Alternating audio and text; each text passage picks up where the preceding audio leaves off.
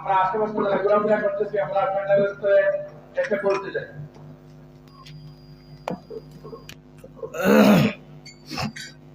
السلام عليكم ورحمة الله وبركاته. الحمد لله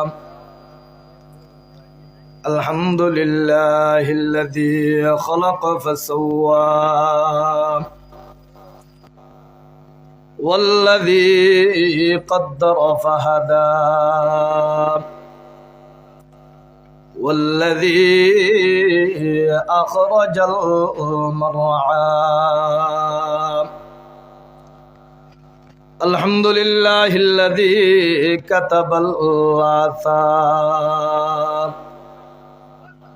ونسخ الأجال والقلوب عنده مفضية والسر عنده علانية.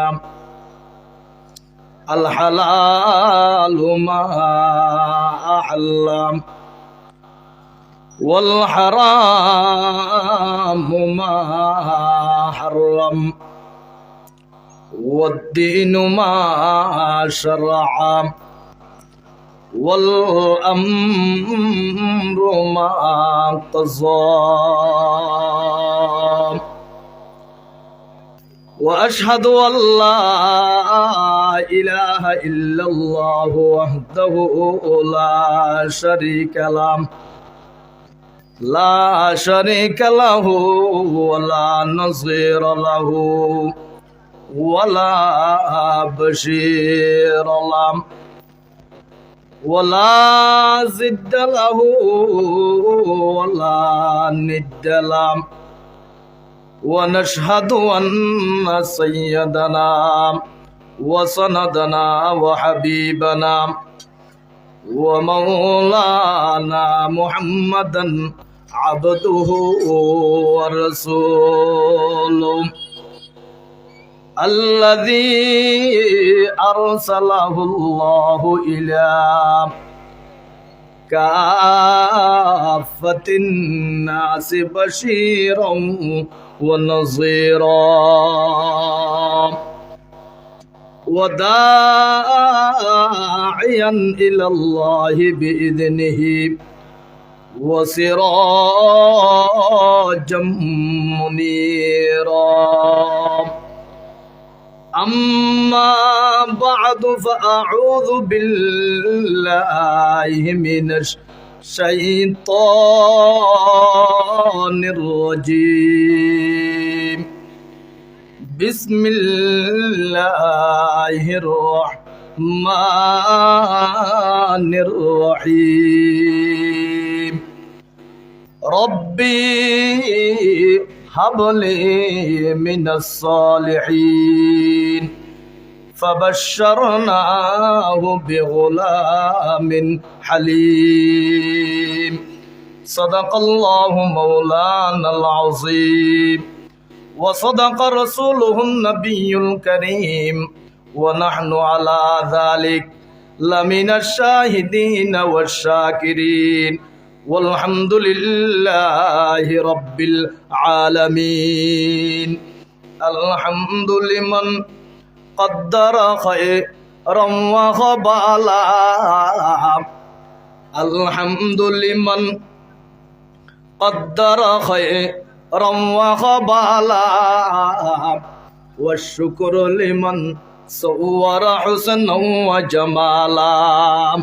فرد صمد عن صفة الخلق بريء فرد صمد عن صفة الخلق بريء رب عزلي خلق الخلق كمالا. لا زد ولا ند ولا حد لمولاه. لا زد ولا ند ولا حد لمولاه. الآن كما كان ولم يلك زوالا.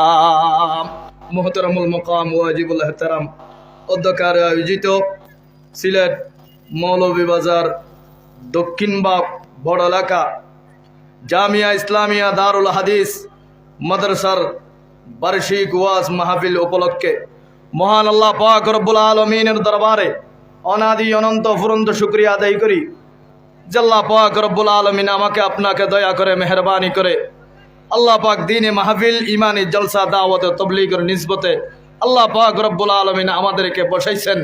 এই জন্য মহান আল্লাহ পাক রব্বুল আলামিনের দরবারে অন্তরস্থল থেকে কালিমাতে শুকর আদায় করি। সবাই বলে আলহামদুলিল্লাহ। আমি আপনাদের সামনে যে আয়াতে কারিমা তেলাওয়াত করছি, আল্লাহ পাক পরওয়ারদিগার আলমের দরবারে অল্প সময়ের মধ্যে দুই একটা কথা বলবো। আল্লাহ পাক পরওয়ারদিগার আলম কোরআনে কারীমের মধ্যে বলেন, রব্বি হাবলি মিনাস সালিহিন।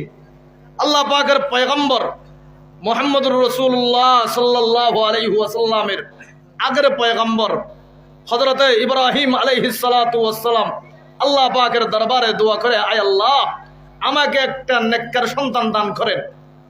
আল্লাহ পাক রব্বুল আলামিনের দরবারের পক্ষ থেকে আল্লাহ পাক সুসংবাদ দিলেন, ফাবাশশারনাহু বিগুলামিন হালিম।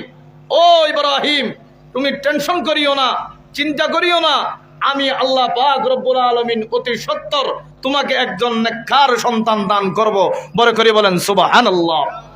আমি আপনাদের সামনে দুই একটা কথা বলবো।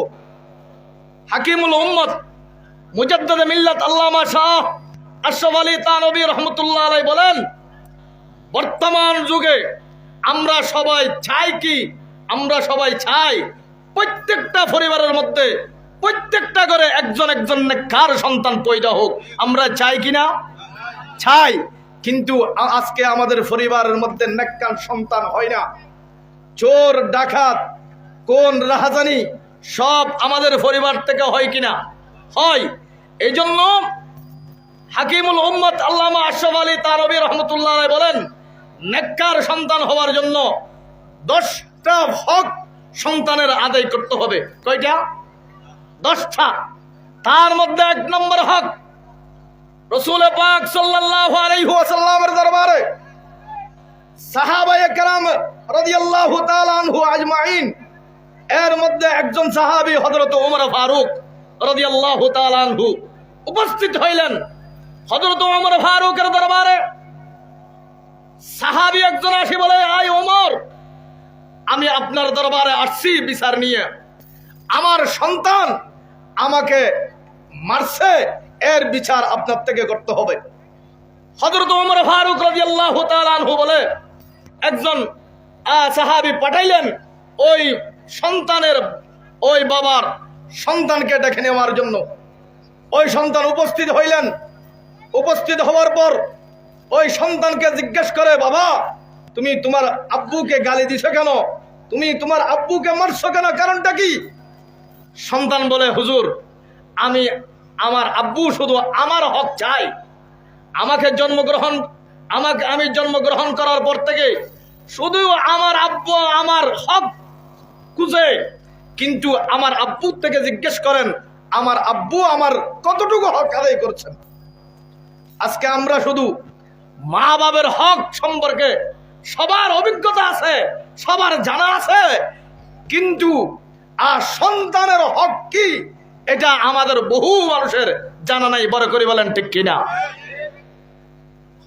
হযরত আশরাফ আলী থানভী রাহমাতুল্লাহ আলাইহি বলেন, 1 নম্বর হক সন্তান নেককার হওয়ার জন্য, দিনদার হওয়ার জন্য 1 নম্বর হক সন্তান জন্মগ্রহণ করার পর 1 নম্বর হক হচ্ছে মা বাবার হক। ডান কানে আযান, বাম কানে ইকামত দেওয়া। বড় করে বলেন সুবহানাল্লাহ।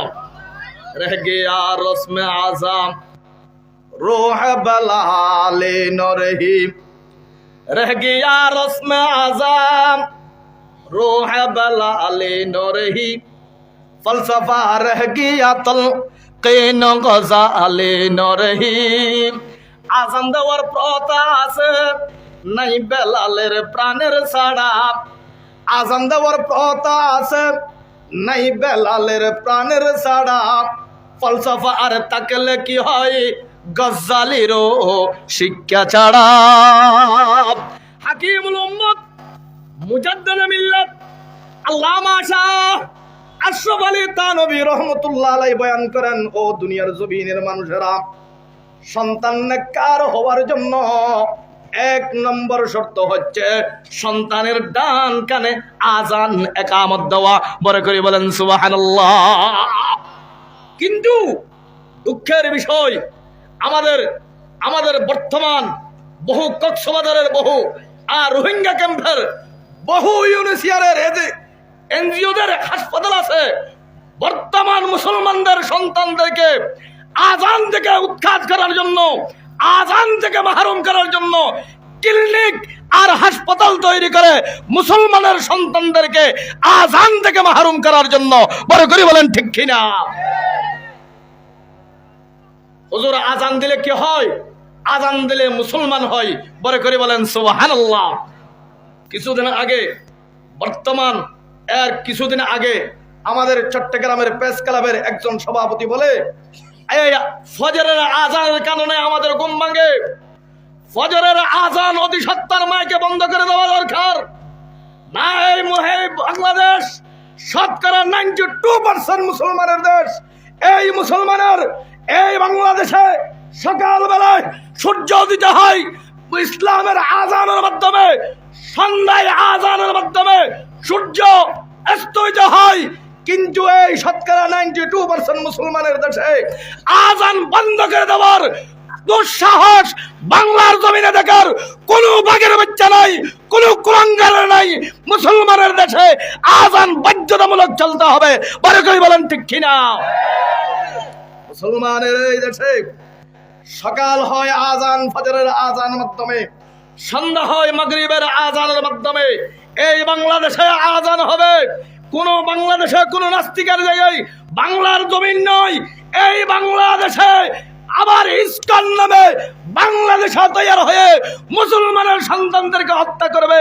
বাংলার মুসলমান কোনোদিনও সহ্য করবে না। বড় করে বলেন ঠিক কিনা?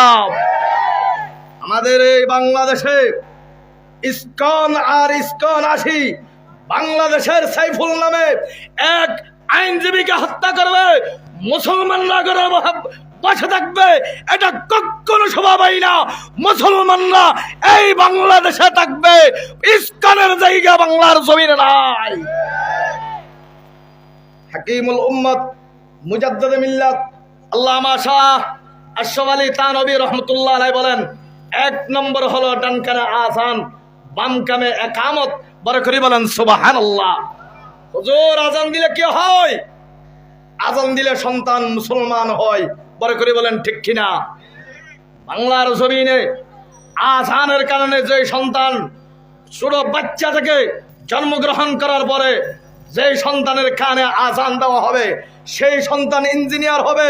সেই সন্তান যদি ডিসি হয়, এসপি হয়, সেই সন্তান যদি ব্যারিস্টার হয়, সেই সন্তানের অন্তর থেকে কোনোদিন ইসলামকে উৎখাত করা যাবে না। এই সন্তানের অন্তর থেকে, মন থেকে কোরআনকে উৎখাত করা সম্ভব নয়। বড় করে বলেন ঠিক কিনা? আজান আজকে আমরা দিতে চাই না। আজান আমরা মনে করি একদম নিম্ন শ্রেণীর কাজ।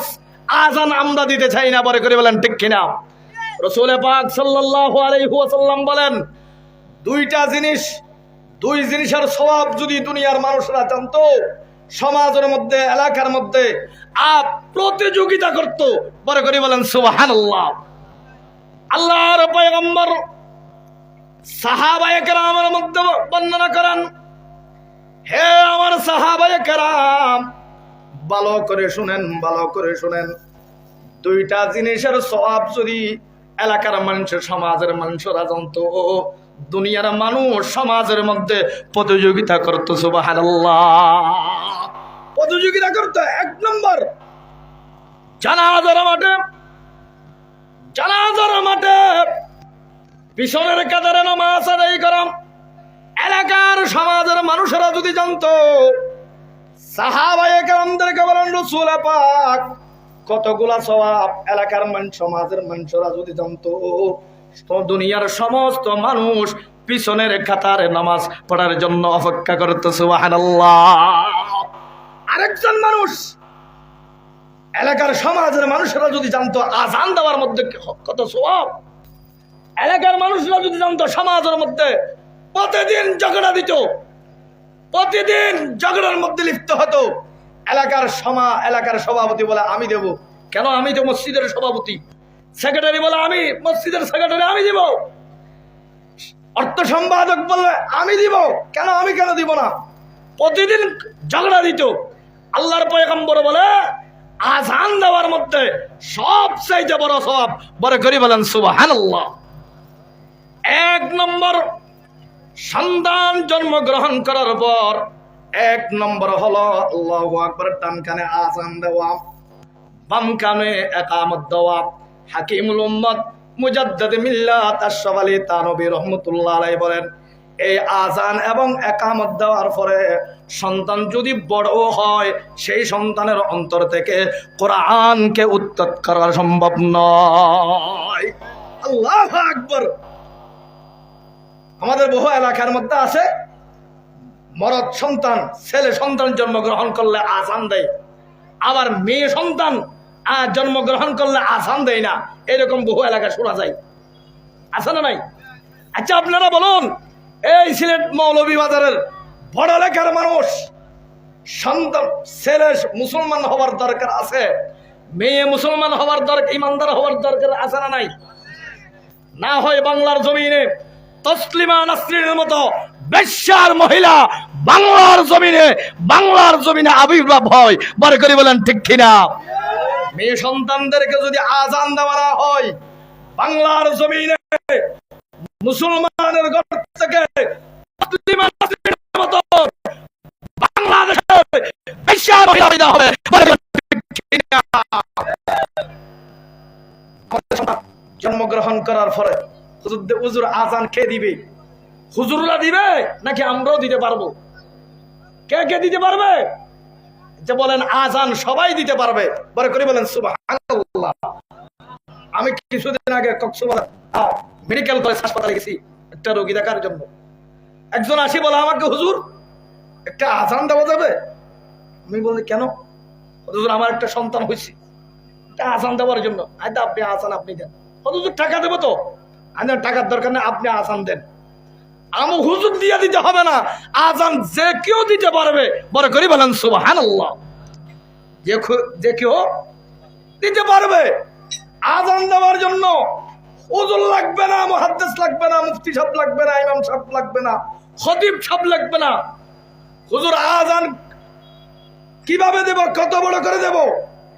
আযান দিবে শুধু সন্তান শোনার মতো, বড় করে বলেন সুবহানাল্লাহ। আমাদের বহু এলাকা দেখা